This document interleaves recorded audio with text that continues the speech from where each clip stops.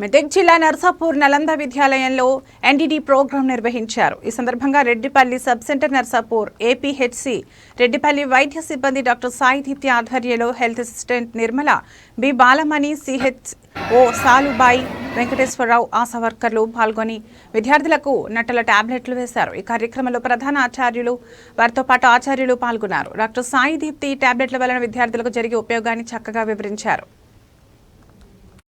Of the program of the National Deworming Day NDDC program and conducted by behalf of the Reddipalli PH Narsapur A Sub Center and conducted by the Dr. Sai Dipti.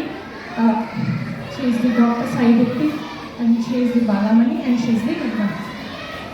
We have the conduction of the deworming day in our school Nalanda Vidyalayam. I want to ask some questions from Madam. Madam, how the deworming day is conducted in the all schools we are conducting over?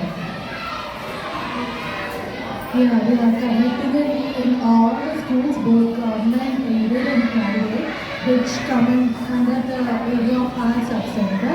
So since morning today, after the inaugural of the program, we started conducting and almost 90% of the strength has been covered in all the schools given to our sub-center.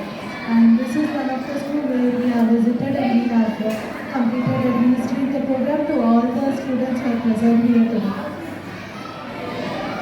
Madam, what is the special needs of the deworming for the students?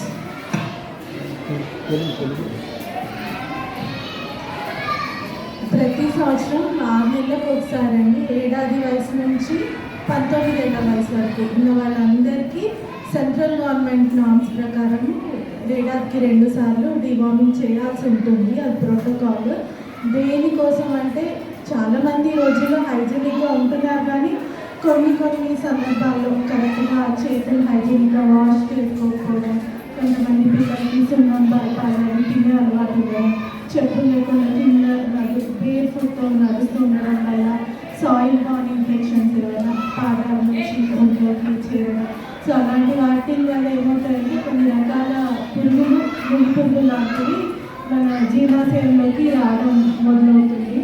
So వాటికి మనం ప్రతి 6 నెలలకు ఒకసారి albendazole మెడిసిన్తో వాటిని నిర్మూలించకపోతే ఆ age group వాళ్ళలో 1 నుంచి 19 ఏళ్ల వయసులోపు ఉన్న వాళ్ళలో చాలా ఆరోగ్య సమస్యలు రావడానికి ఆస్కారం ఉంటుంది.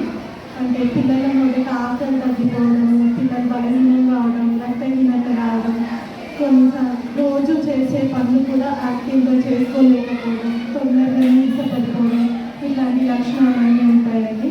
తరచుగా పిల్లలు కడుపు నొప్పి అని చెప్పడం, కొద్దిగా కింద అరగకపోవడం, ఇలాంటి ఒక్కొక్క స్టేజ్ ఆఫ్ ఇన్ఫెక్షన్